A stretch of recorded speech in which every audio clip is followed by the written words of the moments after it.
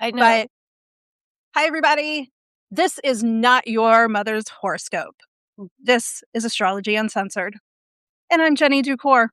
Today is May 25th, 2026. Happy Memorial Day. It's 4 p.m. I am in Pittsburgh, Pennsylvania, and I am joined by the beautiful, wonderful, so super awesome Cosmic Cannibal Camille. Hello. Thank you for having me, Jenny. Hello. I'm really excited. As we were saying before, this is my first live. And I feel like it's a great introduction because we are hot ladies talking about some hot astrology. Is it hot where you are? Colorado is very weird. I should say I'm in Colorado. So it's 2 p.m. here, and Colorado is very fickle. It's warm but cloudy. Oh, So everything, yeah. everything that's going on because of climate change in our nation, where it's like, it's 90 degrees and then it's cold. That's like Colorado all the time. So I am actually, we were talking about this a little bit last night. I am actually dying to get to like the Denver, Colorado Springs area because of my astrocartography. I know absolutely nothing about astrocartography, but I have two very important lines going directly through Colorado Springs and Denver. And I'm like, I feel like I could do some, I feel like I could fuck some shit up there. your And it would be cat great. just meowed like at the Yeah. perfect moment. She was like, So she has been a little bit of a brat today. In the very best way, but she is, yes, she is. She is being like major teenage cat energy. But thank you for everyone that is coming in to join us this early, and we hope that you're having a great holiday. Thank you for spending some of it with us. We have some great topics to go over today, including the astrology of July, which we're really excited to talk about the Barbault Basket. Yeah. The lunar nodes moving into Leo and Aquarius. That's a personal favorite of mine. Yes, especially with your Leo rising. I did a little bit of a deep dive earlier today about that and how I think it was November 16th, 2027, we get a Pluto North Node conjunction and what that is going to do. So I did some history. I went on a little bit of a mini astro bender on it. Yeah. We're also going to touch on how all of this astrology is going to affect Donald Trump's solar return chart, his perfection year, and thus what we can all expect, because he's kind of got us held hostage put us in right an now. interesting situation, globally. Yeah. And it's interesting, like you were the one who kind of first introduced me to the Barbault Basket. You were like, hey, you sent me this video on TikTok. And I'm like, okay, what is this? I knew of this astrology happening because of certain placements in my own chart. I was like, oh, I want to keep an eye on this. But you pointed that out, and that's where this podcast came about. We were like, oh my gosh, we got to talk about this. We have to talk about this. Yeah. We just have to. Because of the significance of this particular astrologer's prediction. He was the person who predicted the pandemic, correct? Correct.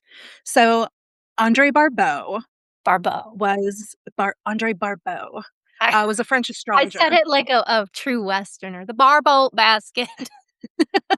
Well, it's like, before we even get involved with that, like I don't know about your practice. My practice is based in Hellenistic astrology. Like I really don't pay that much attention to things like chart patterns and things like. So this was really, when I first heard about this was really my first time being like, oh, right, what's going on? Right, what's this all about? But like, if we're talking about the Barbault Basket, this is a configuration of several planets, 4 planets. We've got Uranus, Pluto, Neptune, and Jupiter coming together towards the middle and the end of July. that produces a significant geometric pattern that modern astrologers have been referring to as a basket or a cradle. Mhm. Barbault himself actually did not refer to this as a basket. This was coined by another astrologer. Right. But what Andre Barbault referred to this as was a splendid relaunch of civilization, which Yeah, a sounds so reflower. fabulous. I was thinking about it today because, Uranus just moved into Gemini, right? And it's interesting Mhm. that the word that I've seen kind of spread around when we're looking at this Barbault Basket stuff is reflowering. And I thought that is very much Gemini energy, right? Like Aries is like, oh, it's bursting forth from the ground. Taurus is when things really start to kind of like find their roots. And then Gemini is when it's like, oh, look, like now the flowers are out there and the bees and the butterflies are propagating all this stuff. And so Uranus's shift into Gemini is like, it's so significant. I feel like it's a big catalyst for so much of this basket. Like it's a cradle, and I'd love to hear you talk more about that. But it is sort of, like I said, it's this catalyst. It's initiating some conversations, most definitely, maybe Yeah, some deals. It's going to have something to do with, I think, technology in a big way. And it is connected to the pandemic, right? That's sort of the and you pointed out, I think a couple days ago when we were talking about this, the, Saturn-Neptune conjunction. yes. It's connected to all of these really impactful astrological moments that we've seen over the past, 5, 6, 7 years. Right. And Andre Barbeau was very careful in saying that the Saturn Neptune conjunction was really kind of like the seed moment. Mm. And when we get to mid to late August, what were the days? It was August 15th to August 22nd. You mean That July? is July, yes, sorry. No, that's July fine. 15th to July 22nd of this year. Mhm. What's gonna happen is you said cradle, and they describe this as a sort of gestation period Mm. where things are going to grow. Things are Yes. going to be protected Mm. and flower. Yeah. Um, when I was doing my research for this, something that because I actually went in and tried to find the French version of what he wrote so that I Mm. could kinda, like, Retranslate it. yeah, I wanted to get the vibe of exactly what the French word he used for it was. I Mm. couldn't find it. Um, maybe I'm just inept, I don't know, but the y when we're talking about a splendid relaunch of civilization, I feel like the word "splendid" there is doing a lot of A work. a lot of work, yeah. We're It's a doing a it lot of it's work. it's a little so, like, I have a background in journalism, I studied journalism.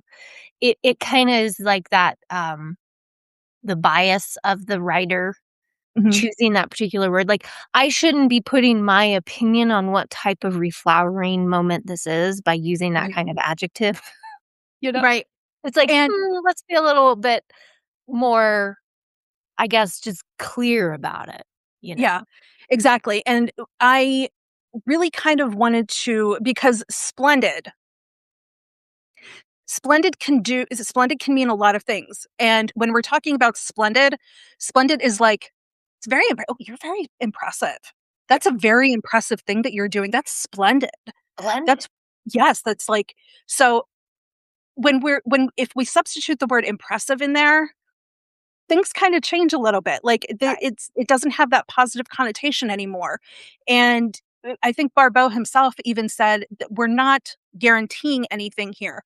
We're just saying that this is like, we had our trigger event Mhm, in the Saturn-Neptune conjunction that mhm, was carried over from, um, 2020 and 2021, mhm. and now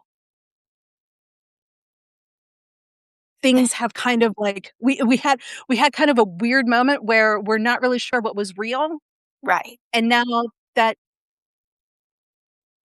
Well, and we had a discernment lot of is interesting astrology back in, like, 2019. You remember the Great Conjunction, Jupiter conjoining oh, I Saturn in do. Aquarius, right? Mhm. And I can't remember the exact date, Jupiter had to have conjoined Pluto at some point before it entered Aquarius prior to that, because Pluto was still in Capricorn. Right. And so we had a conjunction between Jupiter and Pluto, and what we're heading into in July is an opposition. So we're moving from this point where they were like right here to opposite ends of the spectrum in the sky. Yeah. And That's a really good way to look at it. that particular astrology happens kind of in the midst of this, Uranus sextiling Pluto, Uranus, trining Pluto, sorry, sextiling Neptune, and then you have Jupiter opposing Pluto, and so there's something there about push-pull dynamics of whatever was going on there. The merging of those two planets are now they're like, "Okay, we're at odds with each other. We're looking at each other in a completely different way." Practical Astros in the chat says that the Jupiter-Pluto conjunction was November 12th, 2020, and then said, well, it happened a few times during 2020. Yeah. Yeah. And But that makes yeah, sense. yeah. And, we had that blending of control plus I always use the word embiggening because I hate the word enlargement. But we had that expansion of control and trying to control Right. things in 2020, in late 2020. And also And the Pluto being this archetype of destruction, decimation, right. and in Capricorn, Jupiter struggled in Capricorn. They're both like, "Oh, okay, so this whole system that we've come to understand that has been sort of built on capitalist greed." I mean, I'm not against capitalism per se, but, the greed, the big business, the big systems of our world just being like, "Okay, so I guess none of that's working anymore," right? Yeah. Like, we And and we saw that. yeah, so we had, all this weird I don't wanna call it a juxtaposition, but that's really what it is. It was a blending of control trying to assert itself in a very big way. Right. And then if that was the conjunction, we're now facing the opposition of it. And the opposition of it is gonna be a confrontation where, two sides, from Aquarius or from Capricorn to Cancer are Yeah. going to be like, okay, we have to confront whatever happened back at the Well, and I conjunction. I I find it really interesting. I mean, obviously, this is just kinda how transits work, right? We move from one sign Right. to the next, but it is really interesting that we had the conjunction in Capricorn, big business sign, right? That's the sign that I always think of with when you think of government, you think of big corporation, you think of, like, CEO energy, right? Mhm.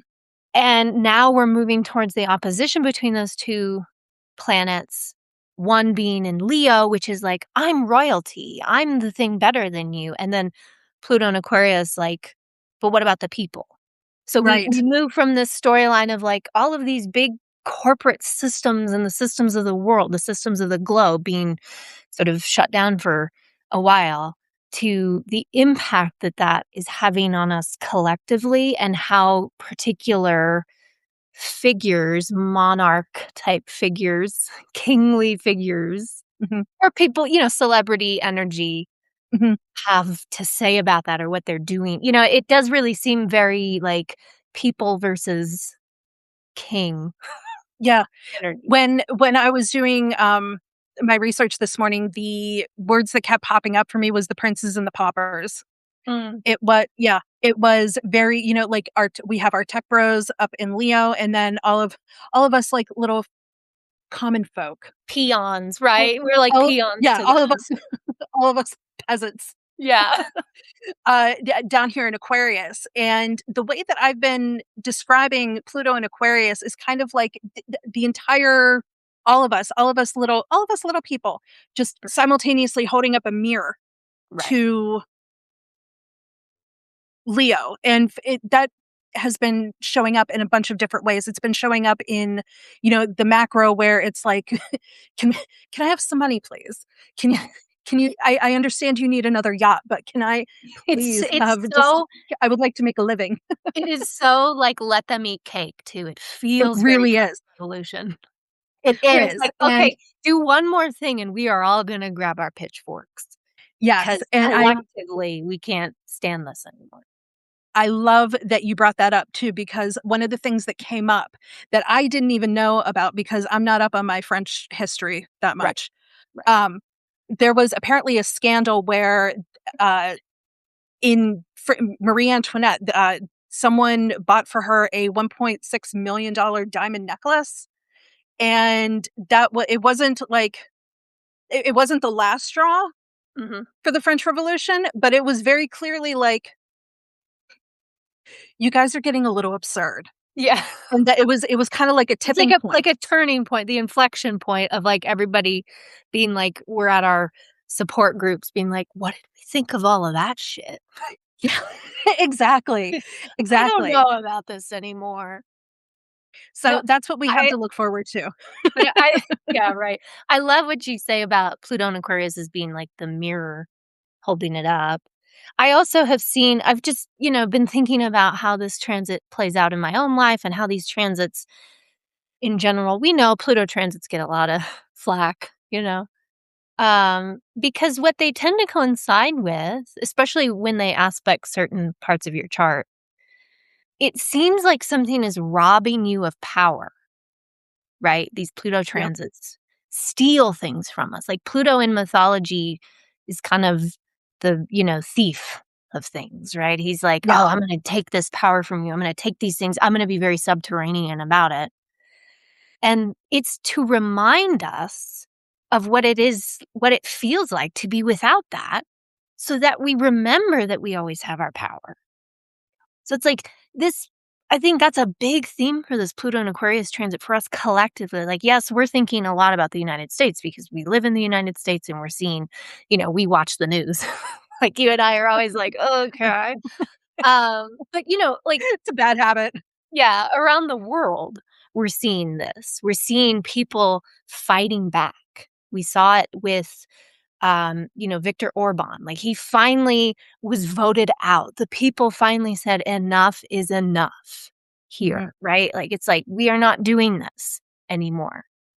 And but it's like I think it's human nature for us to kind of be like you were mentioning the Marie Antoinette, the diamond necklace. It's like there's a certain point where because maybe we're just stubborn or whatever, where we realize enough is enough.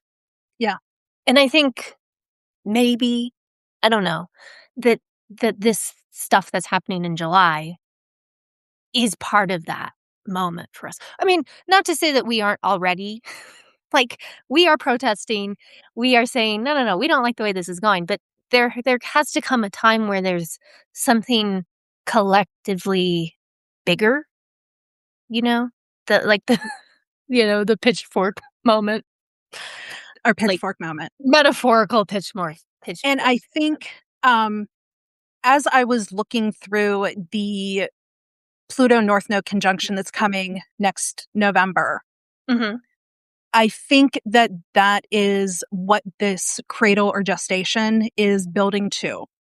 Yeah. Um, so I found online, uh, an astrologer named Manon, I think it's Manon Gem Okay. or Manon Gem, Mhm. at Astrom, Okay. and, an article that she titled, 2026 in orbite, l'année où le futur prend forme. Oh. This was all just a excuse for me to get on here and speak that Fancy. French. I know. It's basically like, is this transit the future, like, the what is it? The year the future is formed Mm. is how it translates. Um, and what she said is, in this planetary model of the Barbault Basket, all the outer transpersonal planets interact simultaneously, amplifying each transit. This alignment constituted, according to Barbault, a collective tipping point. The effects of the planets combine, creating a collective energy more powerful than when they are alone. This powerful planetary configuration acts as a catalyst, utilizing the Saturn Neptune conjunction, the starting point of the dream structure, and projecting it into the real world through innovation, Uranus, and power reform, Pluto, and collective expansion, Jupiter. It is precisely this influence that leads many astrologers to describe 2026 as the year the future is truly built, and why this year deserves special attention. Mm. Wow. And then she went on to talk about an astrologer named Bruno Hubert, who used the term cradle. Mhm. And she says, I really like this image, which expresses an element of protection. According to Hubert, it represents a period when conditions are favorable for shaping a project. Like a real cradle, the configuration suggests a gestation phase. Ideas germinate, solidify, and will then be developed when a subsequent activation of a transit or a progression allows for birth. The Mm. cradle acts as a consolidation phase before a major trigger. And she goes, in summary, 2026 appears to be a year in which the archetypal forces of dream structure and transformation converge to shape a new era of individual and collective responsibility carried, I hope, by an expanded consciousness. Ooh. So I Sorry, kind of my sat dog with is that. barking. That's, I mean, He pets are going to be agrees. pets, right? Yeah. Yeah, exactly. So There's a lot to as unpack there. it is a lot to unpack. And as I was kind of sitting with that, that's Mhm. kind of what, like, okay, so what could potentially be the trigger event for something like this? And I was looking at my astrology calendar and I Mhm. was like, oh, you know what? Those nodes are shifting. And that's going to be really important. Well, and that's what's so fascinating is that this astrology takes place July 15th through July 22nd, and then on July 26th, the nodes officially enter Aquarius and Leo. And Yeah. so that means that we are moving into a new eclipse series in Aquarius and Leo. We got a teaser of that back in February. We had that Aquarius solar eclipse, which was really, what, like 3 days away from that Saturn-Neptune conjunction? So it was very close to all of that, and so kinda pointed to us about what we are reckoning with, what we're looking at with these eclipses. And with when the nodes move into that, I really do feel like, I mean, it's not gonna be, like, on July 26th, all of a sudden, you know, but it does signal, like, from that point forward, collectively, with the North Node in Aquarius, we're moving towards the future. We're moving towards power to the people. We're moving towards this more, collective kind of mindset. There's a lot more activity focus there. And with the South Node in Leo, it's like, okay, that means we have to be done with this idea that people like celebrity culture, monarchical people, kingly people, The princes. thinking they are better than the people. It doesn't mean that that is automatic. I think that's kind of the biggest misunderstanding that people have about astrology. Like, the stuff that's happening in July doesn't mean we sit back and go, "Okay, let's just watch it unfold." It means that what we're doing collectively is helping to shape that future, and so we Right. do have to continue on with the things that we are passionate about, if it's anti-billionaire, anti-tech, anti-AI, that those are big things right now. They're going to become more prominent themes over the next 18 months with that nodal shift. Right. And yeah, I said a I don't lot. know. Yeah, I'm my ADHD brain, is just doing 20 things at once. I Totally. think, it when we're talking about something like this too, I think it's important to remember that, I so I just relaunched myself on TikTok, right?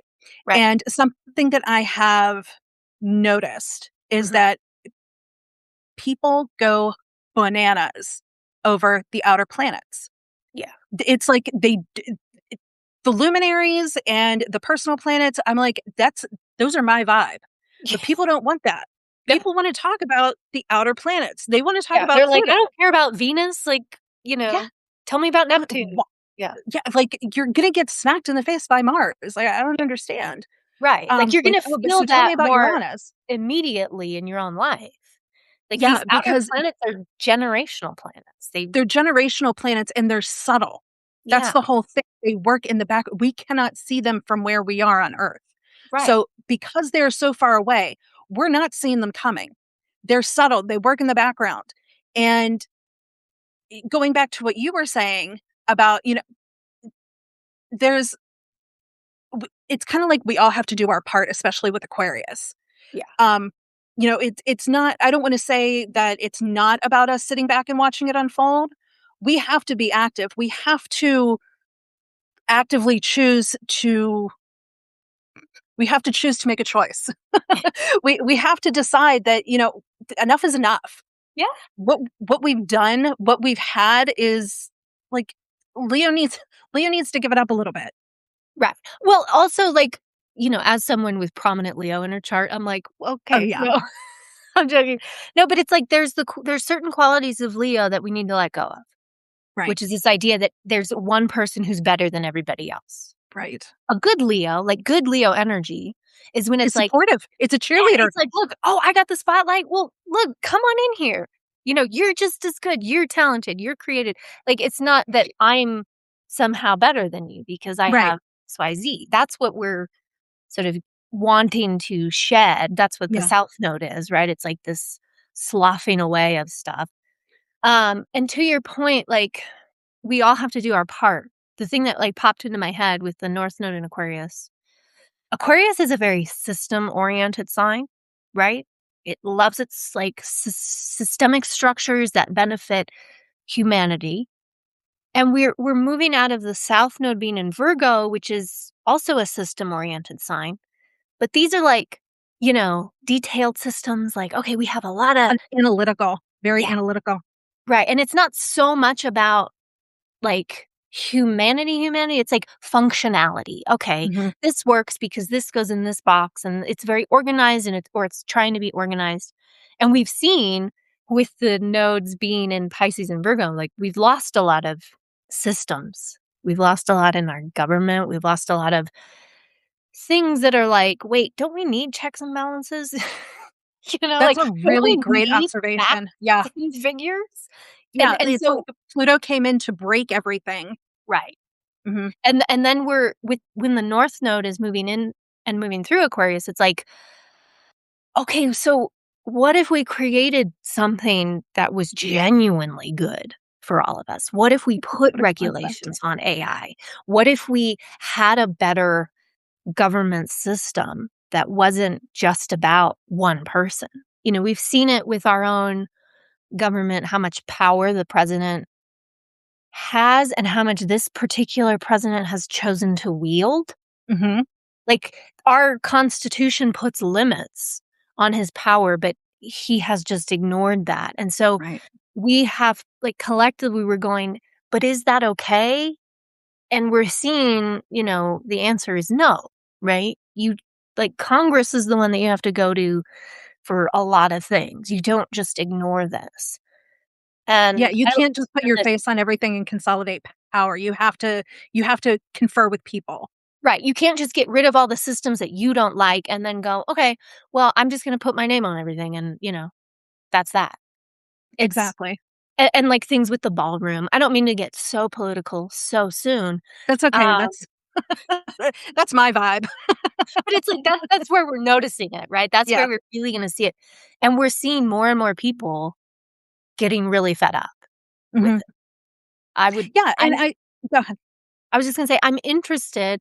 I'm not huge on, like, saying this day this is gonna happen. But I'm interested to see what is going on in July. This is May. It's about a month or 2 months away, right? And what our collective reaction is to that. Yeah. The other day you put a post out about the Uranus Cazimi, right? Mhm. I think that has a lot to do with things because Uranus was starting this new cycle in Gemini that it hasn't had for 78 years. We haven't had a Uranus Cazimi in Gemini for that long. And then we're moving towards these other interactions with those heavy hitting outer planets. So it's like whatever kind of started there, it has to do with that's going on in July. At least Mhm. I think Yeah, that. I think you're right. And I think that, when going back to what you were saying about not getting political, I think the Leo Aquarius axis is very political. It is. When you're talking about Leo, you were saying earlier, Leo is rulership, it's Mhm. leadership, Yeah. and Aquarius is much more humanitarian and collective. Altruism, like, "Hey, we're, like, in this congregation together," Yeah. you know? And Like those are like the two words that any new astrologer associates with Aquarius is humanitarianism and altruism. right. The thing is that it can kind of go bad real quick. Oh, yeah. Yeah, Yeah. so, but that's why the axis exists, Yeah. because you want to keep the balance between the two. Right. And Like, this go ahead, sorry. no, go ahead.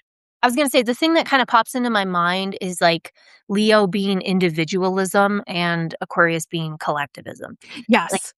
if we're just looking at it archetype-wise, they are the true embodiment of those 2 principles. And, America is, inherently we're a very individualist culture. We're like, Yes. "No, we're in it for ourselves. If you work hard enough, you can find success. You only look out for, your spouse or your kids." Like, it's not we're not really a culture and a society of, "Hey, we should all be doing things together." Right. At least not in the iteration that we've all lived through, the Right. America that we've lived through. Um, and you brought up something I wanna say because 'cause we've been talking about this for, like, a week, right? We've been planning Mhm. this podcast, and you brought up something about the Constitution, right? Um, Yes. because all of these planets, or at least Uranus and Gemini and Pluto and Aquarius were alive and well during the true formation of the United States, right? Or, I Right. mean, Pluto was still in Capricorn, but So one of the things that I found is that the last time that the the North Node and Pluto conjoined in Aquarius was in 1785.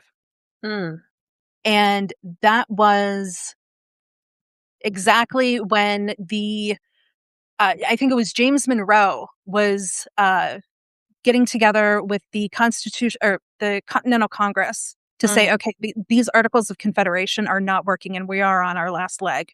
We mhm, have to do something else. And so that's what things started getting rolling and moving mhm. with getting an actual constitution with amendments and everything that we have in Okay, place still today. okay. And that kind of gave me pause because I was like, well, does that mean that, the entire thing's going to get rewritten?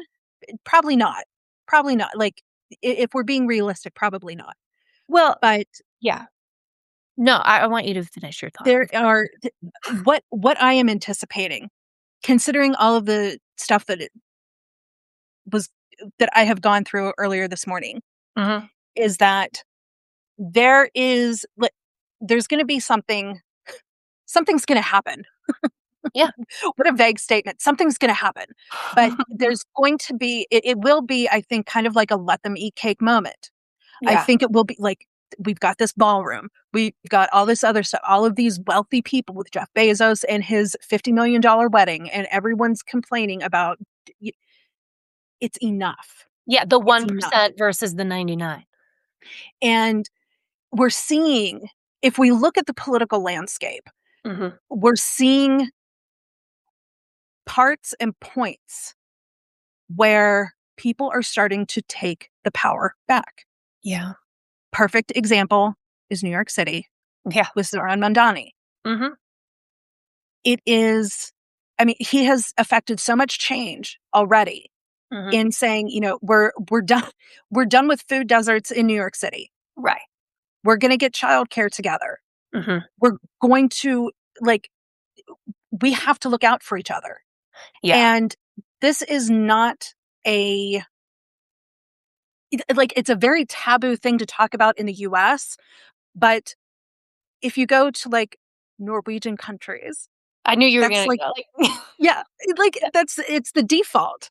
Yeah. Um Through some of the research that I did, I found out that there are 3 cities in particular in the US that are highly, highly attached to Leo. One of them was Philadelphia. Oh, how funny. I know. Another one was Cincinnati. Or Hmm. was it Chicago? It was either Chicago or Cincinnati. Mhm. And then the third one was LA. And I was like, no kidding. Hollywood. Hollywood. It's funny too Hollywood. because Hollywood has been on the decline. A lot of people are, like, saying this the whole thing that we've known of Hollywood, which started really, like, in the 1950s, Yeah, is, like, not the same, right? It's not the right. same star The machine. golden age of Hollywood, it's not like we want to talk about golden age now, and that's just not what's happening. Right. It's I it's wanna say something a about, sell. Go ahead. Kim's comment, like, about the AI bubble. I think Mhm. it has something to do with that. Like, I think this astrology that's unfolding in July has to do with that. In particular, like you were talking about this as well, Jenny, these billionaire tech companies, they are mining our data. They are like wanting to just monetize our brains. I saw a quote from Sam Altman just yesterday about that. I hope they don't monetize my brain. Like, good luck. There's no money in there. Oh, in my brain and be like, It's ouch. like, close the bag. There's a run on the bank. Yeah. They're gonna be in debt for years. Um, Yeah. but it's like, I think it has to do with that too, because if there's any sort of stipend given to them because of a potential AI bubble burst, like they did with the big bank bailout, where it was like, "Oh, thanks, because banks need more money, not the people who were victims of the mortgage bullshit. No, it's the banks." It's the banks. Yeah. It's like, I wonder if it's gonna have something to do with It's the same thing those. with tariffs. Yeah.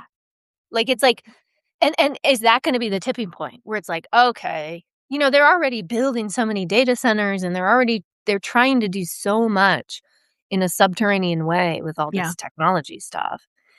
And, I have seen a lot of backlash, right? Everyone kind of hates AI because of its negative impact on Right. our lives, and the fact that it's taking everybody's jobs, and the corporations don't care. They don't want to pay us to do work, And you know? when it comes to people losing their jobs, Mhm, if you look at what these companies have used AI for, mhm. people don't like it. People don't want it. Yeah, And they don't care. right. It's like, okay, well, do you guys do you guys realize that there's more of us than there are of you? Yeah, and that's the thing is it we keep hearing this argument from the other side, like this vague other, pro tech people side that's like, "Well, it's inevitable." It's like, "No, it's not." I Yeah. like, I'm not the kind of person. I don't practice astrology from a place of inevitability. I don't go, I mean, obviously things happen. We can't control those things happening, But you don't know how they're gonna develop. and we control how we respond to things. Right. We control our reaction to what is shifting in our own lives and that kind of stuff. So it's not inevitable. It's these corporations who already make large amounts of money, same thing with the tariffs, right? Choosing to inflict that on the many just so they stay in a place of comfortability and profitability. Because it's like, Yes. well, it makes me more money to have a computer do the thing. I don't care if it's using up water. I've got lots of bottled water in my nice refrigerator. Like they don't care. Like, you're missing the point.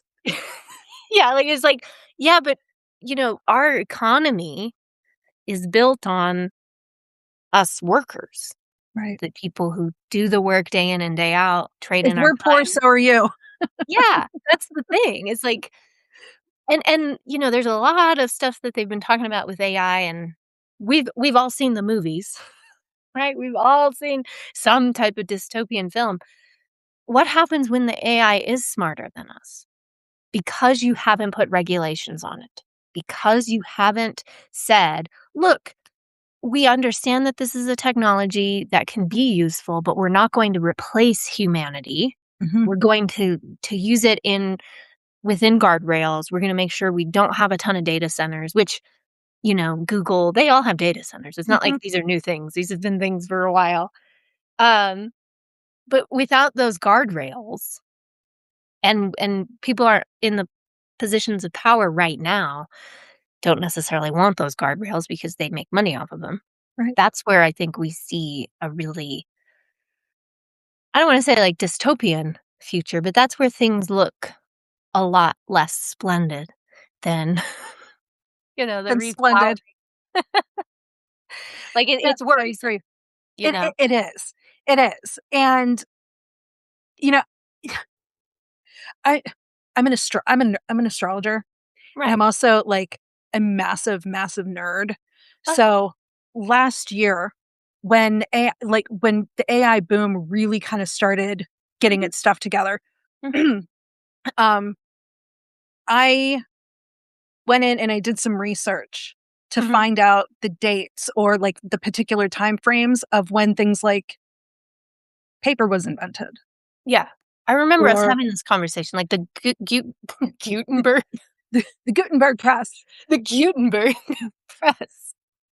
It's Um, channeling my inner Swede there. yeah, but that's, like, all of everything lined up, Right. and I wanna say it was the nodes in Mm. particular. I haven't looked at it since last year, but I wanna say that it was the nodes in particular that stood out and said that, this is kind of important, and when you match that same thing up to, uh, AI and Sam Mhm, Altman and everything like that with OpenAI and ChatGPT, mhm, it's right there. mhm. It lines up. Well, Um, and that's the thing is that it's like, okay, one iteration of the North Node being in Aquarius is that we're looking at systems and we're looking at the people, but it's also tech. It's also a big emphasis, a big activation of that component. And it does go back to the guardrails thing. Like, yeah, if you don't regulate it, if you just say, yeah, you can do whatever you want, like they've done with Jeff Bezos, Amazon can kind of do whatever it wants. It and it doesn't does. have a very good effect on the people, because Leo in mundane astrology also like deals with the stock market. Mhm. It's risk, it's, bets, it's money, and so, Speculation. yeah. And Yeah, so the South Node in Leo with that kind of looking at it from that viewpoint is like, oh no, I don't like that right. because it signals a loss or a lessening or a something, going away. Yeah, I don't think I'm not forecasting that. I don't want to get anybody worried about that. Like, okay, right, but it does it we can there's not one size fits only way of looking at this stuff. right. It's probably going to show up in all of those ways Yeah, because they're all kind of interconnected. yeah. When we think about the dot-com bubble bursting, like, we still have internet. We still Yeah. have websites. Yeah. We still I mean, Yeah. still have my phone. Yeah. So, it's like, it it's not going away. Right. What will happen is that it will evolve, Yeah. and it will evolve in a way that it can coexist with us. Just like I mean, I just wrote a thing on Substack Notes, I think it was yesterday, my days blend Mhm. together, about how, the internet in 2016 is Right. completely different than what it was now. I don't have cable in my house. I stream. I stream Yeah. everything. Yeah. I mean, I have it's on Wi-Fi. yeah. So it's like these things are eventually going to become more and more prominent in all of our lives.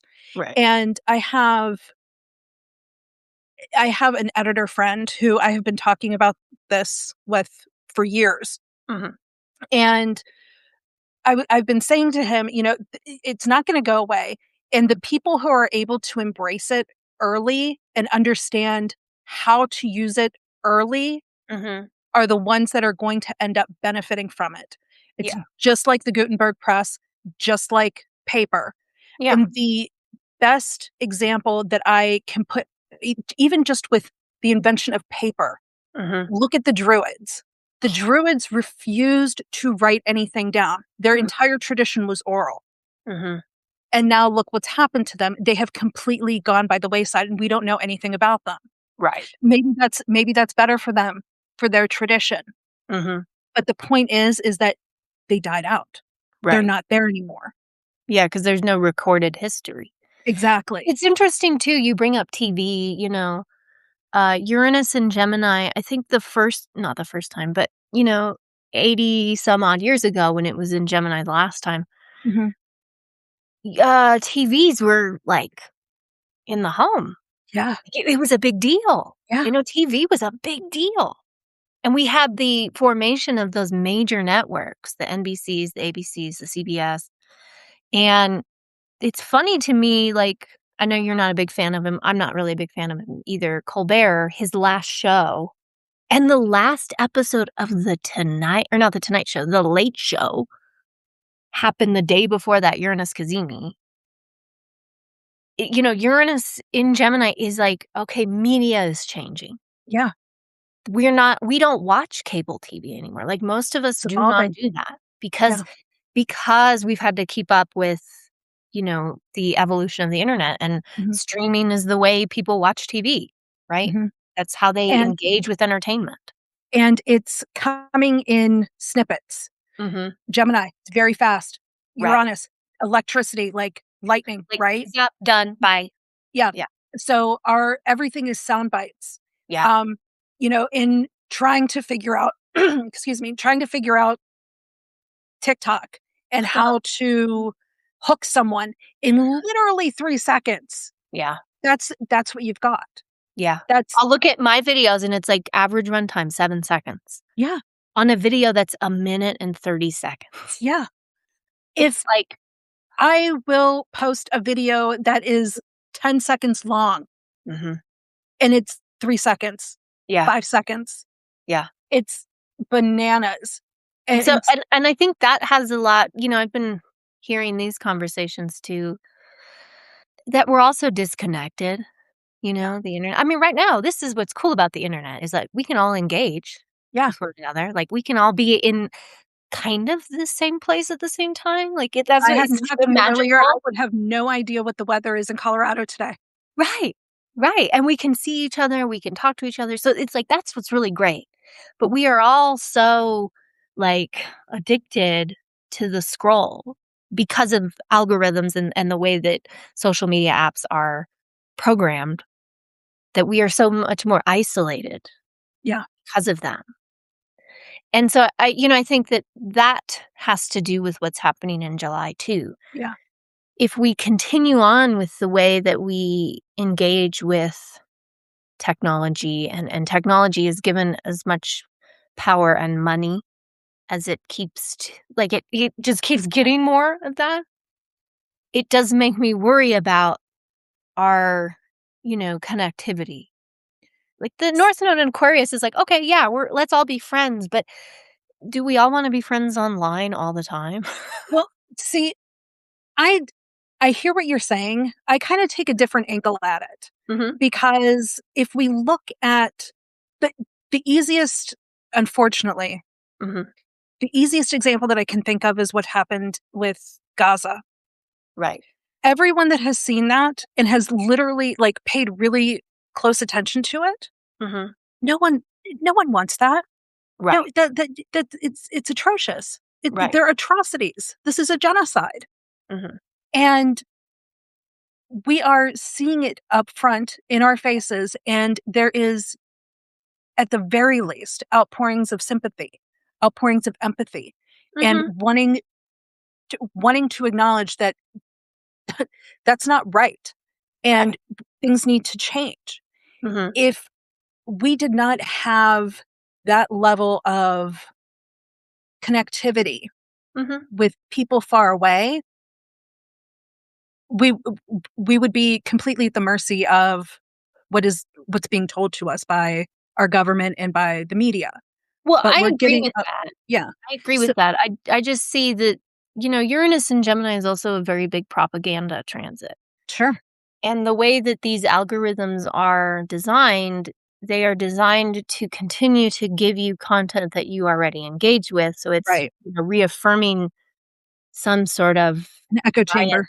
or Yeah. the echo chamber, and that's where it becomes it's already a slow epidemic in younger generations, like Gen Z. Mhm. They don't know how to talk to people anymore. I know. They don't know how to deal with social anxiety. They're like, "Oh, I just don't like anxiety, so I'm just gonna, scroll on my phone." Right? They There's a lot of things that because they have grown up with technology, in particular cell phones, smartphones, they haven't adjusted to the real world. Right. They've adjusted to an echo chamber that has been fed on their different social medias. Right. And so it's I don't think it's a good or bad on either side. I think it's Right. just kind of like, again, pointing to the regulations. And I do see that a lot of us, it's a trend too to like get off your phone Yeah. because, these things are made to be addictive. It's not like it's your fault that you look at your phone. Like it's a dopamine thing, right? Well, that was the whole Meta thing, right? That was that lawsuit where they're like, "You're literally forcing us to be addicted. Uh-huh. You're giving Uh-huh. us the reward center, whatever." Right. And these like are you talking about the lawsuit with like she was like 8 years old when she started using social media? I don't And know the they ins and the sued outs of there it. was somebody who sued YouTube and Meta and all that, and it was like, "You were 8 years old?" That's what I'm talking about, where it's like, we might pull away from that, we might push further into it. It really just depends on how we choose to respond to what is given to us. Right. These astrological transits are just, days and they signal something, but again, it's how we respond and how we react to them that determines what goes forward. I did wanna mention, there is a Mars-Uranus conjunction in Gemini On July on 4th, that's July my kiddo's 4th. birthday. Yeah, and so there's this thing that's why I think Uranus is a big catalyst of a lot of this stuff. So Yeah. if we're paying attention, I don't know if it's gonna be an alien invasion, It's like everyone wants to talk about I aliens, hope so. like the whole, Same for that's myself. when it really started happening too, the last time Uranus was in Gemini. It was like what we started doing, like, this is the best, way to articulate Gemini energy. We personified an unknown, right? I'm not here saying aliens are real or not real, like, you make up your mind about that, but there was a lot of collective frenzy around going, "Well, what's out there? There's Right. gotta be something, and since we don't know, maybe it looks like this. Maybe it's, a green man. Maybe they like to probe us." Like there's stories of those things actually happening. But this interesting fascination we have with kind of articulating and personifying something that we can't explain is I very, yeah, alien Uranus and Gemini thing. I think that is a I think human curiosity Yeah, is extremely well articulated in right. Gemini, Yeah, and needing to go out and discover, yeah. needing to find what we don't understand, and Right. trying And, to and like understand you it. said, like curious, because Gemini is such a curious sign. Mhm. And it's not necessarily like interested in always getting the facts. It's kinda Right. just getting the scoop, right? Yeah, Like, exactly. I It's think very I think gossipy, of very those, like, flirty. tabloid magazines where it's like, "Man Yeah, probed by alien in Idaho," yeah. World It's news now. yeah, yeah, and it's just kind of these bizarre things that they don't care about being truth or fiction, it's just entertaining, and it's a funny story, and you're gonna read it and go, "Interesting," and you're gonna wanna find out something yourself. They did release some sort of alien thing, I think on the Uranus Cazimi, the Pentagon or something. Yeah. And I'm like, "Oh gosh, it's so on the nose." Yeah. Yeah, exactly. I was like, there's like, what are you trying to distract me from? Yeah. That you that this is exactly what you're dropping right now. I do find it interesting though, like going back to that Mars-Uranus conjunction. Trump has recently said like he's not in a hurry to end the war in Iran. And Mars, we know, is a conflict-oriented sign in, like, if we're looking at it in mundane astrology, a planet, excuse me. It's like strife and war and warmongering. And when you have Mars-Uranus interactions, it tends to be pretty explosive, sometimes literally. But what was the last one? The last Mars square Uranus transit, that was during all the stuff that was going on in Minnesota, right? It was in February. Was it? I think so, because Uranus was still in Taurus and Mars was in Aquarius. And, that was a moment for us, like, collectively to be like, you've got to stop what's going on. There were ICE agents terrorizing the citizens of Minnesota. And I'm looking at my calendar to be like, I can't see. I'm looking at That's mine too. wild. That's wild. Yeah, and so maybe it was in March, I don't know. It was in quarter 1 of 2026, and so it tends to be really like, ooh, a kind of frenzied time. I don't necessarily love it, like, looking from Yeah. afar because it's in Gemini, I'm like, "Ooh." I'm a Gemini, I don't have anything against the sign. I just know that the head Gemini in chief right now isn't the most trustworthy or rational human being. And so it makes me wonder, and it's very interesting that it happens on July 4th. Mhm. Yeah, I think, because you and I, in preparation for this, had talked about, the week, the astrology leading up to, and then the astrology Mhm. after, before Right. the basket and after the basket. Mhm. And what we have, like, at the very end of June, on June 29th, Mm. right before Jupiter enters Leo, Uh-huh. Mhm. we have Mercury Retrograde. Mercury retrograde starting, Yeah. and it doesn't station direct until the end of July, Right. which is like, I think it's actually July 23rd, Uh-huh. which is right after this whole Barbault Basket thing is supposed to conclude. And we also have a full moon in Capricorn on that day, on June 29th. It's like Right. full moon, Mercury stations retrograde. Like, it's a lot of stuff that just happens all of a sudden at the end of June, and then Jupiter enters Leo on June 30th, and then it's like, we're in Yeah. it. Yeah, and then we have the, Mars-Uranus conjunction, we have Neptune stationing retrograde, Yeah. Venus going into Virgo, which is the sign of its detriment, which I Yeah. really don't like, um, Right, because 'cause I'm Venus is I'm a Venus also girl. another sort of, symbol of war sometimes. Yeah, can Um, be very Athena-esque, yeah. very Athena-esque, and then, new moon in Cancer Mhm. during a Mercury retrograde in Right. Cancer, and Mhm. Jupiter will no longer be there to protect it. Help. Yeah. So, yeah, And then um, after that and Venus is bar not doing great either. right, and then after the Barbault Basket, we have that Jupiter cazimi, so the Sun and Jupiter align, and because oh, thank you, February 27th, that was when the Mars-Uranus thing was last. Um, and so the Jupiter cazimi, it's like, okay, there's something about leadership that points to something to do with leadership. Yeah, Because Jupiter is in Leo, it's no longer protected in Cancer. It does kinda give me pause. I mean, I like it because 'cause I'm like, I have Jupiter in Leo, so I'm like, "What's this gonna do for me?" But collectively, I'm like, what does this mean for presidential figures? What are they doing? right, yeah. Like, what I think, what propaganda are they once more trying to spread? going back to what we were saying about the sunny side of Leo instead of the shadow side, Mhm. that talking to someone like you that's going to be very, like, team captain oriented, like, Yeah, I feel like you're gonna be rallying the troops. yeah. You can rally me anytime you want.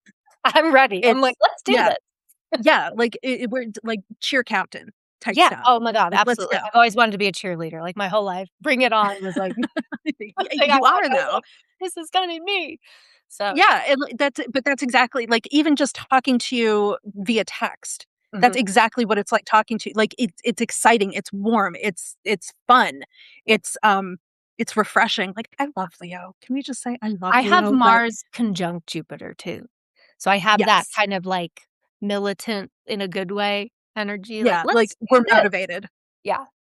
Yeah, and I think, the weeks leading up to this basket, I think it's gonna be messy, it's gonna be Okay. uncomfortable, Mhm. um, there's gonna be a lot of miscommunication Yes. because there's retrogrades Yeah. going. We have Pluto retrograde, Neptune retrograde, and Mercury retrograde. There's And gonna be a and ton of Mercury delays. rules Gemini.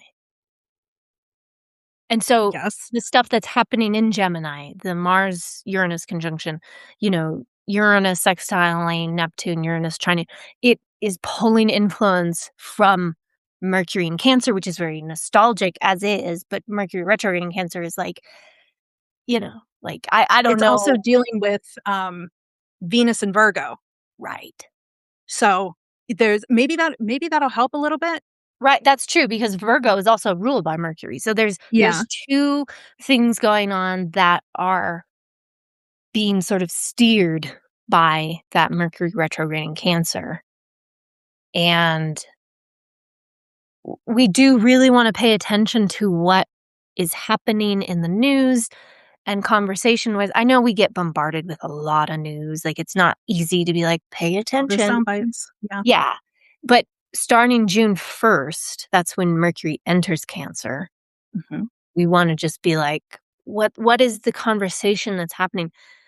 Does it have to do with the war in Iran? Like, didn't he start it? Didn't he do something in Iran, like, in February? Yeah, it Wasn't it? was February 28th. Yeah, so it followed that Mars-Uranus square. Yeah, It was like and we were still in eclipse season, so everything was kinda like, "Ah." and that was actually Mercury retrograde. Was that conjunct Venus? I Oh can't talk right now. gosh. Yeah. Um, and it was right before my birthday. So, Happy it's belated yeah, birthday. thank you. But it's like, Month belated.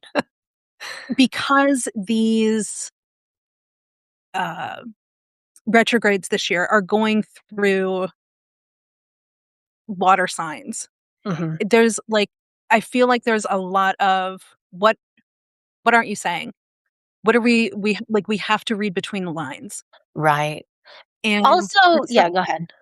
for something like talking about the Barbault basket and how it is gestational and it is a cradle and it is protective and cancer is cancer. Mhm.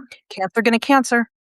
It's kind of gonna be a little bit of a crybaby bitch about stuff. I Look, I think got that's my what Venus in Cancer, and if I'm nothing if not a crybaby bitch. I know, and I love that about you.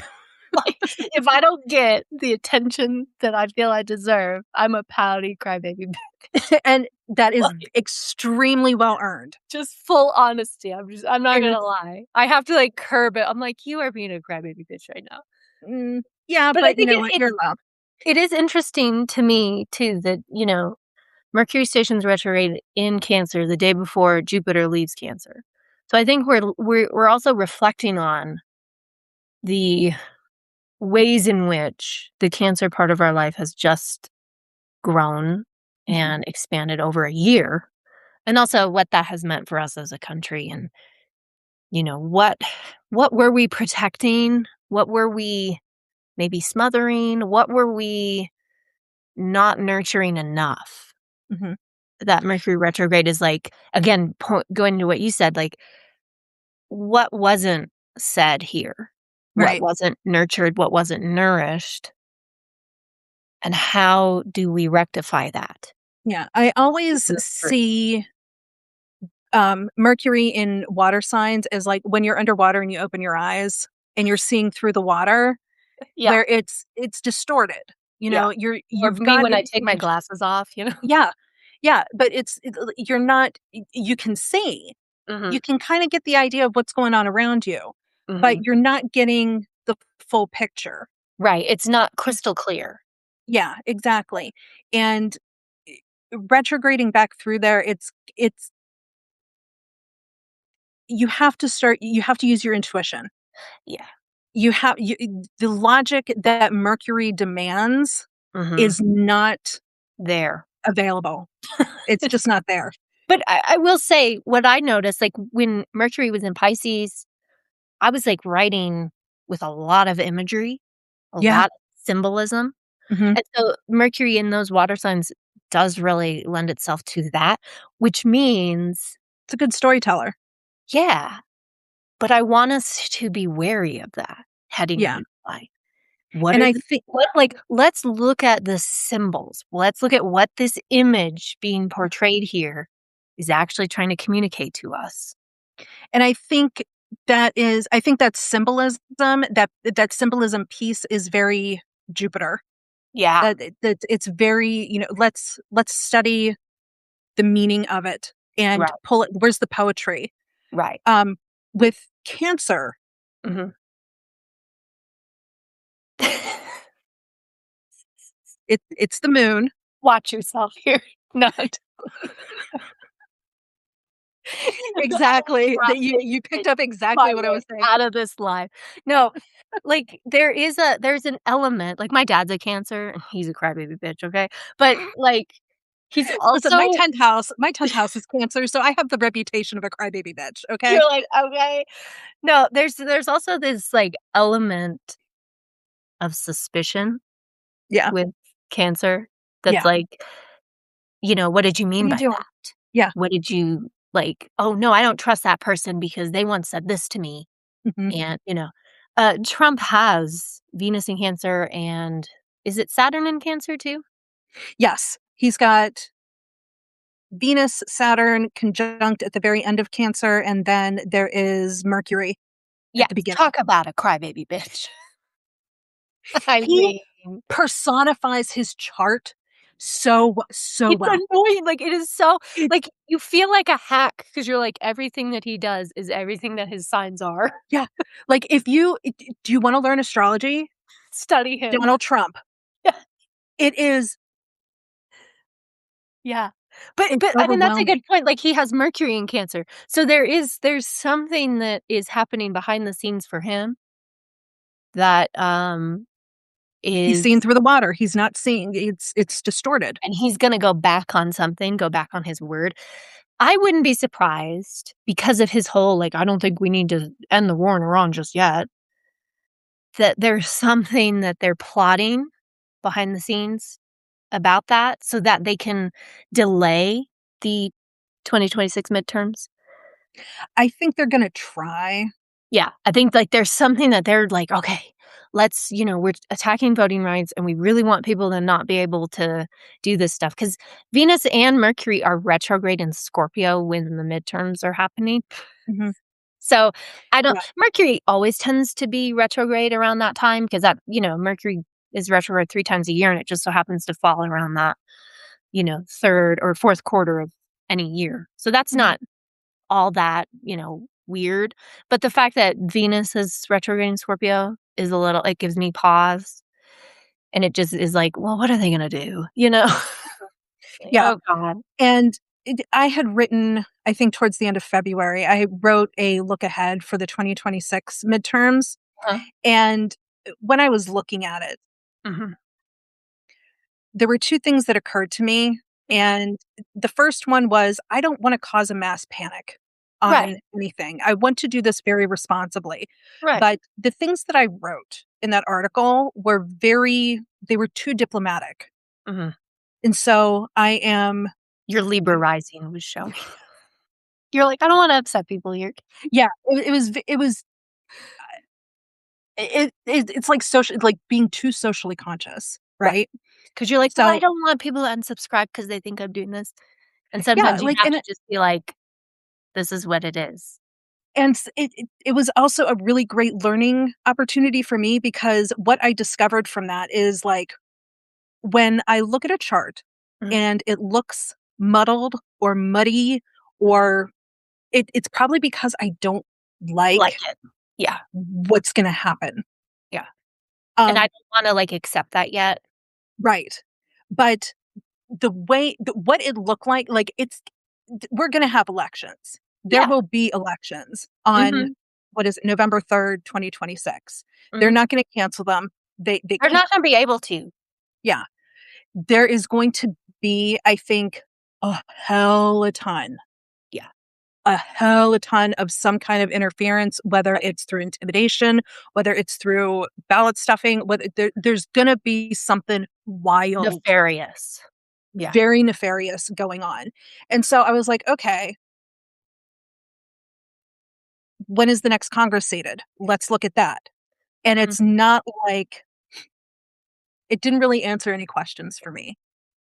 Well, you So, remember, like, last year, I think it was Arizona, they voted in a Democrat something or another, and Mike Johnson was like, "I don't need to swear her in right away." yeah, Adelita Rivera. I think it's like that. That's probably what you're seeing, like, that's where you're not Mhm, getting a confirmation because when you have a party in control of the House, in control of the Senate, and they aren't playing ball with democracy, mhm, then they are going to do whatever they can to just dig their heels in and not give the people what they want. And that might be part of, again, we've talked about this tipping point where people are like, no, no, no, no, no, this was not fake. I voted for this. Give it to us, mhm. you know? Um, I don't know what I was gonna say, but I felt like I had a really good thought. It'll The come back ball's in to your you. court, Jenny. It's it's that Gemini brain of yours. You got that duality going on. It's just But like let's so we talked about, like, what happens in the before times, right? mhm, Before the before basket. mhm, As we talk about what happens after this gestational period, mhm. Leo season is gonna start on July 22nd, so it's gonna be all eyes on you. Um, July 26th, The the note. nodes are gonna move into Aquarius and Leo. So girl, you got a whole bunch of stuff that's coming up, and I'm, like, really excited to sit here and watch you do your thing. It's gonna be so fun. And can I say, like, the degrees that this astrology is happening, the Barbault Mhm. Basket, 1 degree away from my Mars. Yeah, So, there's something like yeah, yeah. you got it's that music video, it's gonna take off. I know, it's I think it's my short film, like, seriously. Yeah, yeah, you're g I In case can't wait, you're for gonna any of kill you it. who are new to me, I made a short film during Jupiter in Cancer. We did it as Jupiter entered Cancer, we started, casting it. We shot it in last August, 2025. We're entering film festivals and we're growing all that stuff, and a lot of those film festivals happen during that time. And so I'm kinda like I'm not being like, "That's it, that's the thing." I'm just kinda like, "That might be." Because 'Cause I'm, like, going out into the world in a new way, you know? Yeah, you're putting yourself out there, Right. and you've got your Jupiter return backing Mhm. you up. Yeah. You've got I mean, when we talk about, having the best planet in your chart and the most challenging planet in your chart, Mhm. all on your ascendant. Yeah. You're gonna get both. I You know. but that is also really, like, motivating and kick-assifying. It is. It is when you're, like, in your 30s too. I think it's Yeah. different when you're in your 2nd Jupiter return in your 20s and you're like, "I don't know who I am and what I'm doing," you know? It's like, "Well, I know now." Yeah. I'm like, "Can we do a live where you just read my birth chart and just give me Yes. affirmations?" Absolutely. I love doing cold reads, they're my We'll favorite. we'll switch it and then I'll do Yeah. one for you. Okay. That'll be next week. So, But but you're after saying that, we Leo have season, yeah, Leo season, and then July 29th, we have, that's Jupiter the cookie. Cazimi, Yeah. and, uh, And then we're heading into eclipse season. we have eclipse season coming up, Mhm. uh, Saturn stations Retrograde. retrograde Right around as the North Node moves into Aquarius, interesting. It's interesting because and Saturn rules Aquarius. So it's like exactly. whatever growth that we are expecting, whatever structure, whatever limits, whatever restrictions, we're not gonna get it right away. We're not gonna get it right away. It's gonna there has to be some time to gestate, Process. to process it, and the thing is, like, I have Saturn on my ascendant, right? Right. And You go. go where? Wherever I go, I'm going real slow, let me tell you. Saturn is exalted in Libra, my friend. Yes, yes, she is, but at the same time, she is exhausting. She is I'm just You molasses. go where you can create the map. You can do the stroke for Yes. yourself. Yes. This has just turned into a gush fest. Fun. Well, you know what? We should women support women. We should we Exactly, should. We should exactly, cheerlead for each other. But exactly. with this particular and we also have the full moon in Aquarius Oh, that's with retrograde right. Saturn and the North Node Right. Is that and Pluto. July 26th? That is when is the full moon? That is July 29th Yeah. Oh, is so the that's full on the moon. Jupiter Cazimi. That's Mhm. right. Yeah, and then Venus is Mhm. squaring the nodes. Or no, Venus is squaring Mars. Eh, And it's there's gonna be it has that opposition. yeah, yeah. So, it's like, I there's don't like it. I do. Like, that's the Okay. thing is that I do. Okay. I think that there is a lot of I think, if we talk about the macro and Mhm. what could potentially happen globally and politically and things like that, it might be Yeah, that's their problem. That right. I don't they can fuck shit up all they want because that's what they do. That's their Exactly. job apparently is to fuck shit up because that's all they've been doing. Yeah. Um, but I think for each and every one of us down on the micro level, Mhm. that's Aquarius is my 5th house. That's right. So this is like opening up creativity for me. It And is, visibility. and visibility. Yeah. Like Um, like you're getting you're like going, "Okay, I need to let go of this thing that I have about, my creativity should only be for the collective and like I shouldn't take credit for things or I shouldn't." No. Pluto is going like, but what about your power in your yeah. creativity and your Yeah. self-expression Exactly. and the power that Exactly. you can give other people by putting yourself out there? I love that you can say that because if I said it, it would sound like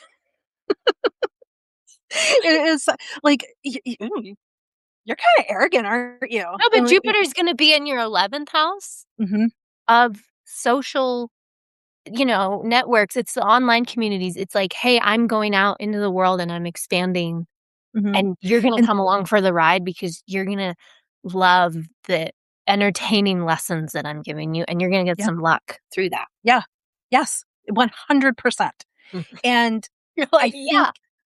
yeah, um, and ironically, going back to what we were saying all the way at the very beginning, Mhm. our relationship and Yeah, how we work together yeah, and how it hits your chart, yeah, like, who knows where this live could be the start of something incredible, yeah. you know? Because we've got a lot of things happening.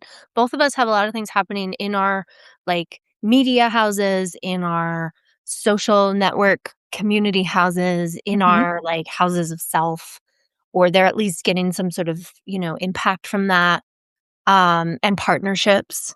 We yeah, both have some stuff going on partnership-wise, like in our friends, 7th house, and I'm, like, here for it. yeah, I'm like, yeah. "Jenny, we're gonna create the Jenny and Camille show," Yes. Let's let's do that. you know? Us air signs, all of our air. I need fire in my life, so let's do that.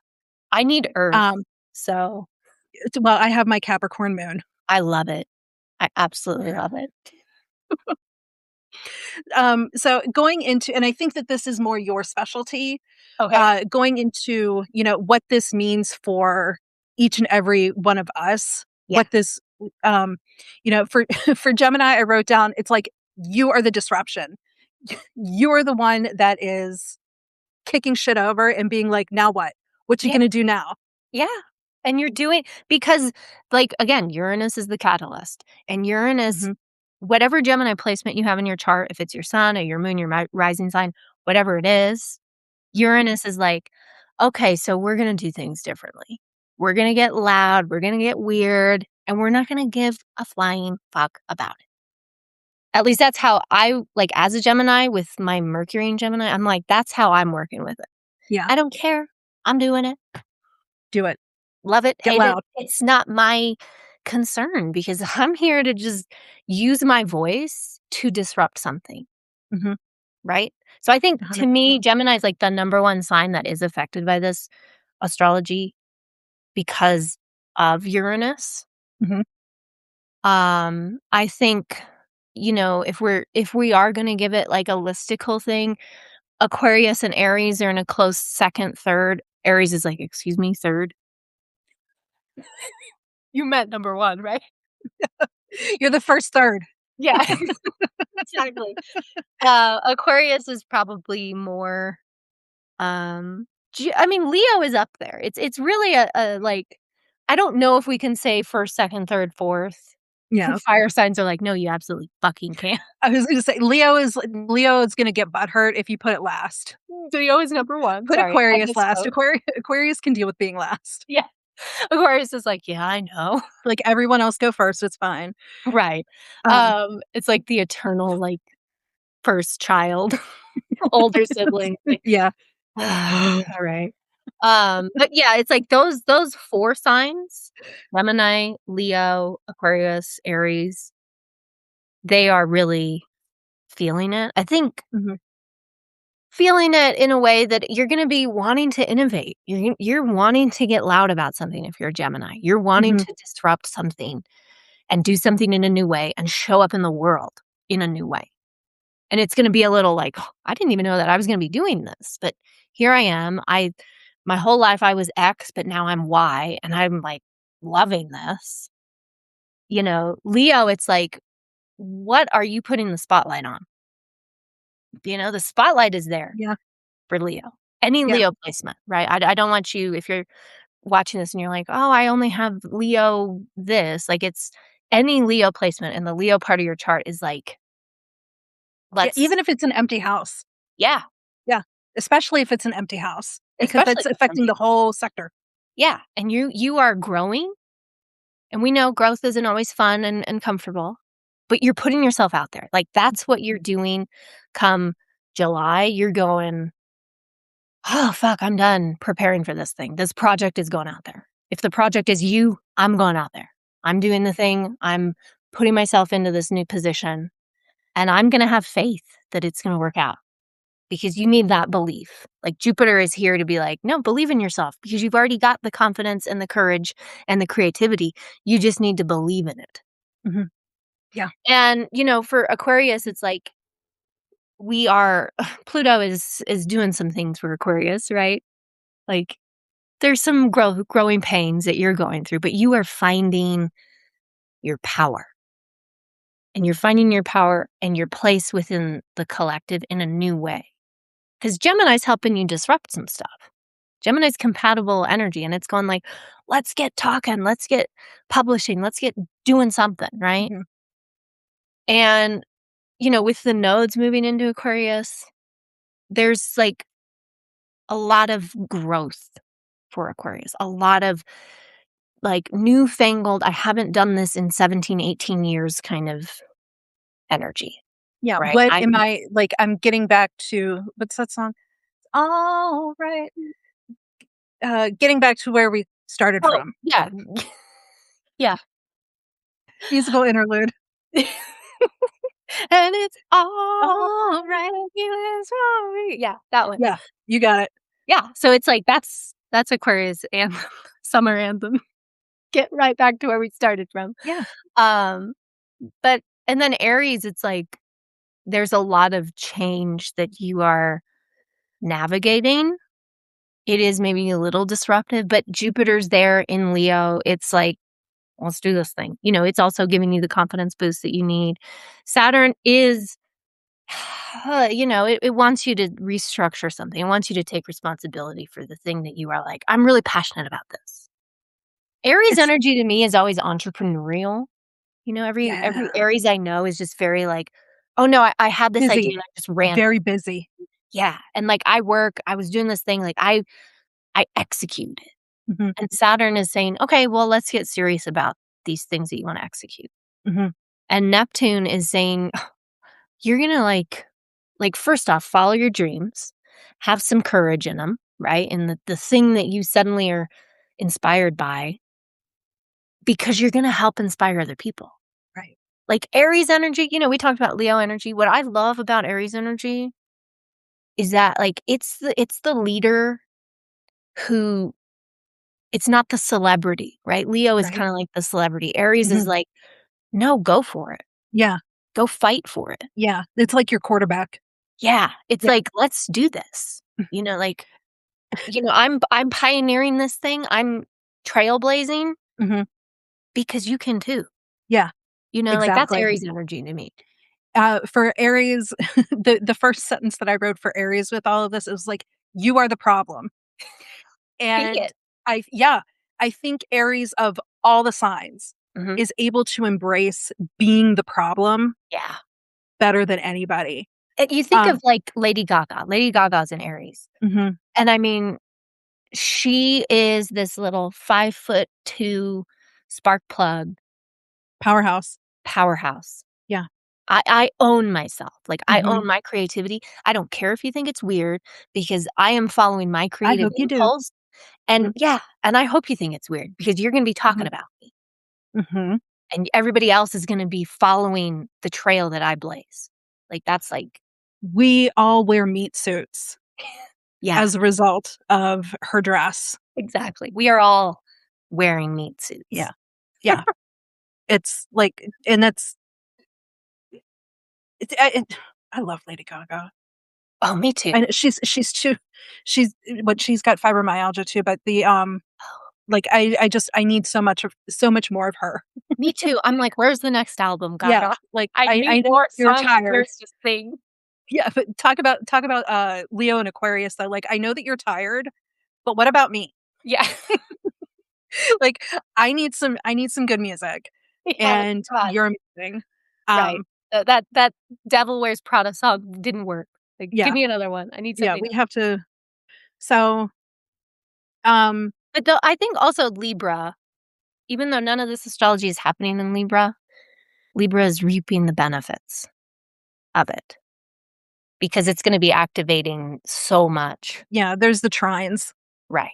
Yeah, I it when you said earlier, you get to sit back and enjoy it. Mhm. That's kind of like how I feel things are gonna go.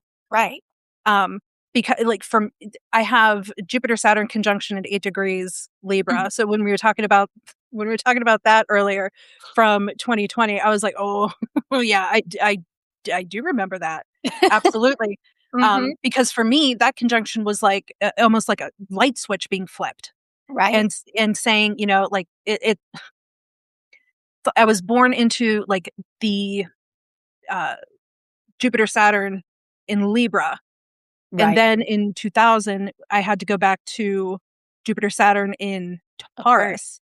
Oh, yeah, yeah, yeah. Sorry. And it was like, looking back on those 20 years, Mhm. it's like being legitimately being a fish out of water and Right. trying to understand like the idea of a capitalist society, of needing stability, Mhm. of, trying to make your nut and all of that stuff. And for me, as an air sign and being the mutation, Mhm. it's I remember, and I was living in Vegas and I was working in Vegas, and looking around and just being like, "What is up with you guys?" Ve I mean, Vegas is a fascinating study for, Yeah, like, what we truly value as mhm, Americans. Like, yeah, Vegas is a great example of it, but it's a it's a fast playground. yeah. And It's a and play. when you, like I mean, you lived there. If I visit there, I'm like, place is fun," and then, like, a day later, I'm like, "Get me out." Yeah, it's too much. It's just it's too much, and people take their fun very seriously there. They do. And in that I just felt like it was, the money and the avarice, Yeah. the idea of, um, having too much. Right. And then as soon as that conjunction happened in Aquarius, it's kind of like, "Oh, okay, things seem like they're normal now," or at least, like, we have to adjust for a while, but Right. you can even see it in I'm an older millennial. I was born in '81, and as an older millennial, I remember coming up and being like, "Well, I hope the people behind me get it." And the younger millennials and Mhm. going into the younger generations, they have. Mhm. And I think that that really speaks to I mean, obviously not necessarily Aquarius, but it speaks to understanding how understanding the butterfly effect, understanding how what I do sitting here right now is going to affect you, is going to affect the people that are in the live chat, um, the effect of our words. Right. And that goes back to, sure, we are all disconnected, but we are also very, very connected in a way that we've not been connected before. So how can we leverage that to our advantage? How can we create from being disconnected and still understanding, like, I understand what you're going through. I understand. I have empathy and sympathy, um, and compassion for what you are going through. Experiencing, yeah. And you also, you're Libra rising, so you have Uranus in your ninth house right now, and so it's like the way that you show up in the world as related to your, creativity, what you create, that's shifting. Yeah, Because again, like now you're using your voice in a new way. I A am. way that That's might yeah. feel kind of scary because, "Oh, I've never done this before," but it's also invigorating because you're like, "Oh, I've never done this before." Yeah, exactly. When we had that little preview Mhm, of Uranus and Gemini last year, mhm, I can't remember, like, what months it exactly was, but I remember I was doing, like, stuff that I never thought that I would be up to, right, ever.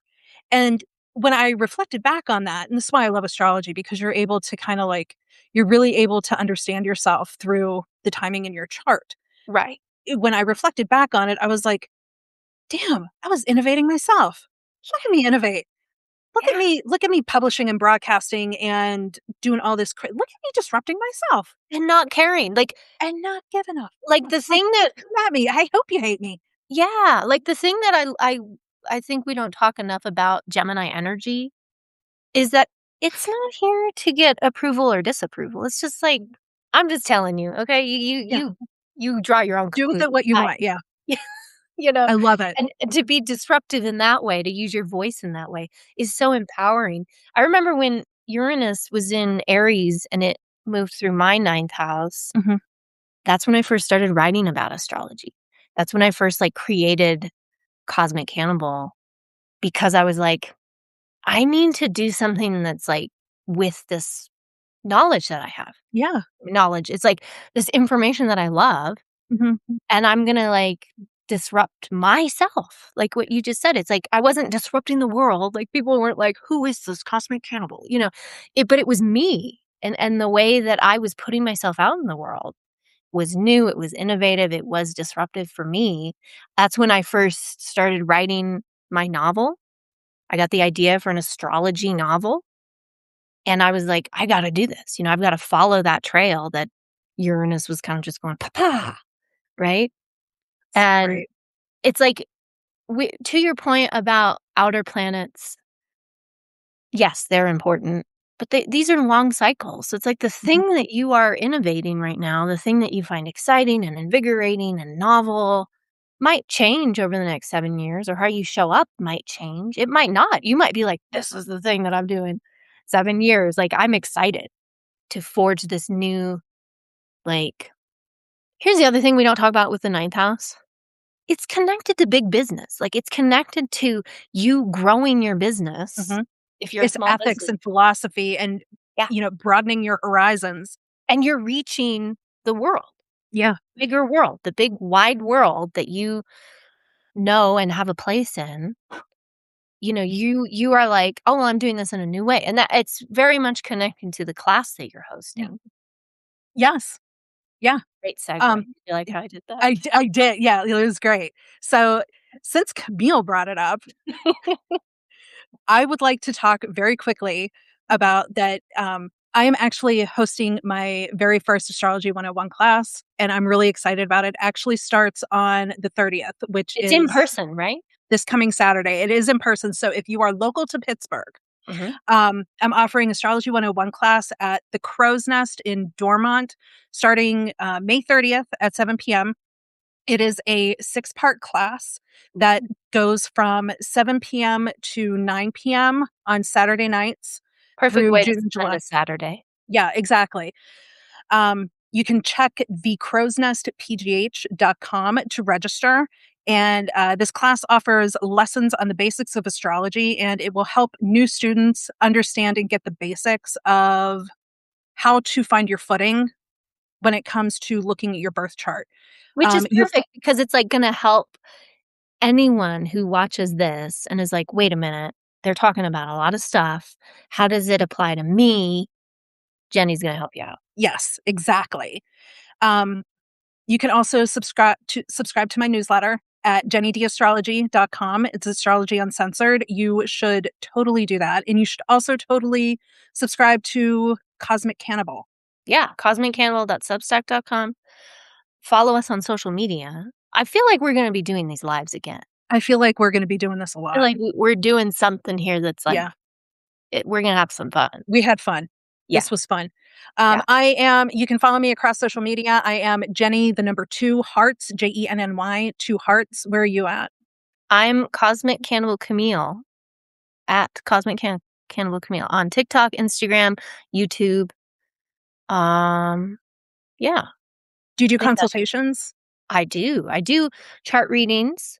My focus or some of my most popular readings tend to be career readings because I love helping people.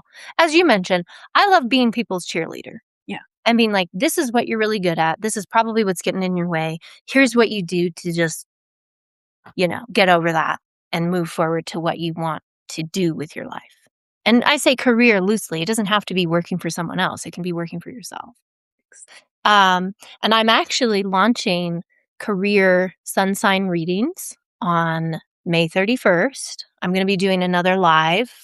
I don't know. Do you want to do a live with me on that day, Jenny? Duh. And we can talk about that. I'll be doing these are like 20-minute. They actually ended up being closer to 30-minute readings for each of the 12 sun signs, where I'm sort of debunking these stereotypes and meme myths about each of the signs so that you can understand your gifts and strengths As and a how to apply Pisces, them. as a Yes. delusional Pisces, I thank you very much for debunking. Well, because it's like, I get so frustrated with we like the stereotypes, we like the things, and they're fun, whatever, but it's like, how do you actually apply that to your Right. career? So I made these readings, and each of the How can readings I get come paid for with. being delusional? Yeah, exactly. You gotta believe in your delusion. Yeah. Commit to the bet. I was gonna say commit to the bit. I was gonna say they also come with a 10-page PDF on, like, your sun in the houses, what that means for your career, and a mini breakdown of, like, each of the aspects to your sun and what that also can tell you. So it's actually a great sort of pairing to your Astrology 101 class. Yeah. So it's like, That's we awesome. always wanna start with our sun sign because our sun is our light. Yeah.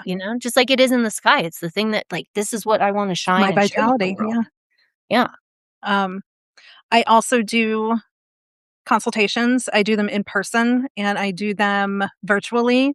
Mhm. Every last Friday of the month, you can find me in Pittsburgh at the Crow's Nest in Dormont, Wow. where I offer discounted readings, discounted cold readings because I love doing cold readings. I also offer tarot readings. Mhm. But that's every last Friday of the month Mhm. at the Crow's Nest. You can walk in or you can uh, schedule an Sketch. appointment with me. Yeah. Um, I've not I'm been not able like to. Oh, Go ahead. no, I've not been able to be there the past couple of months because my health stuff has been, like, super dicey, Mhm. but I've been feeling better. I will be there this weekend, and I will also obviously be there on Saturday Great to Gemini energy going on. I know, so Gemini fun. season. Um I was gonna say, I didn't share my website. It's Oh, yeah. cosmiccannibal.com. You can find all my readings. I've got books. The novel that I mentioned is on there. I've got guides. I've got those readings. So, Yeah. I have, on jennydastrology.com, you can check for my consultations. I do natal readings, I do solar return readings, basic astrology check-ins, and I also have my oracular decrees open for the month of June. mhm. So get your month ahead reading. I can do tarot, I can do astrology, I can do whatever you need. I'm gonna need like 2 of them because my birthday's coming up. Oh, you need your solar return read. I know. My birthday's June 5th, so I know. I always do, like, a birthday sale too, just letting anybody know if they wanna join my list, you So get great. some good stuff going on there. All right, my dear. Self-plugs aside. I know. At least we Shameless saved him for the self-promotion. end, you know? We Yeah. gave you all the good stuff going up. I think, like, bottom line, like, what do you feel like is the takeaway? What do you want people to take away from all this? I Go think the take I think the biggest takeaway from all of this is the fact that we are moving forward.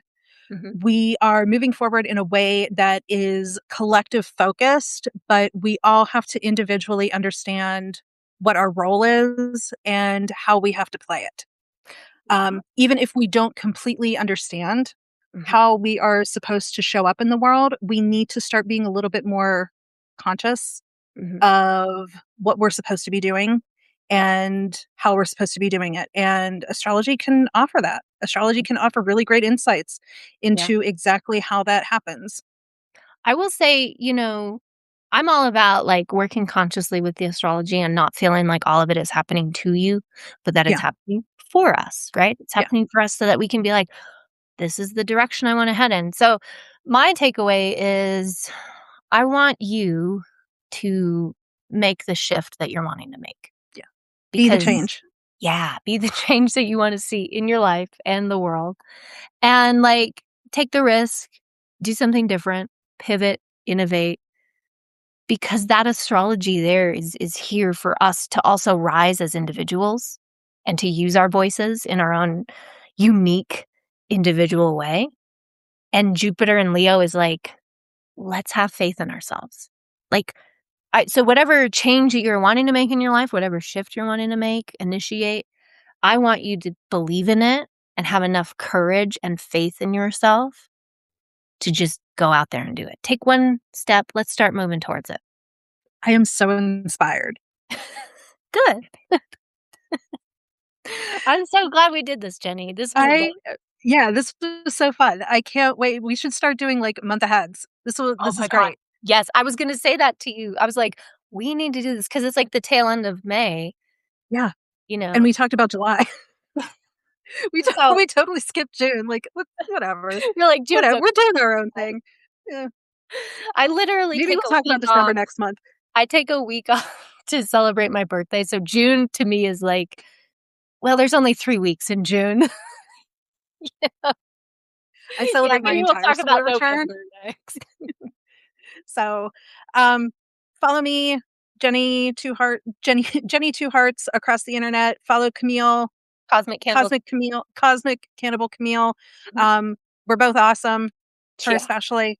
And I think together we are able to, yeah, be a 1-2 punch in as far as astrology goes. That was literally what I was doing there.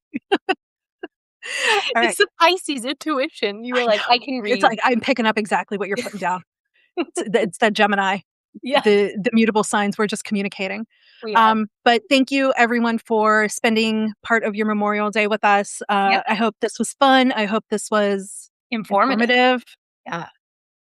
I hope it gave Um, you something to think about, something to yeah, actually look forward to, yeah, I think we should look forward to it. yeah, and I think we will. I'm Um, giggling because I remember the so TikTok you made where you're like, "Little afraid of it." No. kind of nervous. Um, but yeah, I guess until next time. Yeah. Bye, Bye. Camille. Bye. Have a Bye. good rest of your day. You too.